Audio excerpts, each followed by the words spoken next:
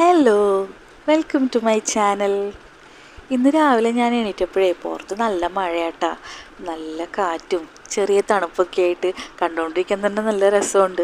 പക്ഷെ അധികം നേരം ഇരുന്ന് കഴിഞ്ഞാലേ നമ്മുടെ കാര്യങ്ങളൊക്കെ പണി പാളും. അപ്പോൾ ഞാൻ വേഗം അടുക്കള കയറിയിട്ടാ. ഇന്ന് ബ്രേക്ക്ഫാസ്റ്റ് ആയിട്ട് ഉണ്ടാക്കിയത് പുട്ടും പഴമാണ്. അപ്പോൾ പുട്ട് ഞാൻ നനയ്ക്കുമ്പോൾ എപ്പോഴും കുറച്ച് തിളപ്പിച്ച വെള്ളത്തിലാട്ടോ നനയ്ക്കുന്നത്, അപ്പോൾ നല്ല സോഫ്റ്റായിട്ട് കിട്ടും.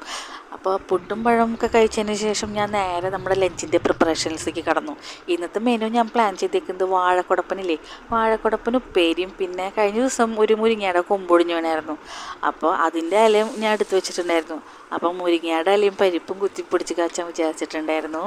പിന്നെ ചാള കിട്ടിയിട്ടുണ്ടായിരുന്നു, അപ്പോൾ ചാള വറുക്കാനും, പിന്നെ തലേദിവസത്തെ മാമ്പഴ പുളിശ്ശേരി ഉണ്ടായിരുന്നു. അത് നല്ല ചപ്പിക്കുടിയും മാങ്ങില്ലേ, അത് വെച്ചിട്ട് പുളിശ്ശേരി ഉണ്ടാക്കിയത് കേട്ടോ. നല്ല അടിപൊളി ടേസ്റ്റ് ആയിരുന്നു. അപ്പം ഇതൊക്കെയാണ് എൻ്റെ ലഞ്ചിൻ്റെ മെനു. അപ്പോൾ എല്ലാം നമുക്കൊന്ന് കണ്ടിട്ട് വരാം അല്ലേ.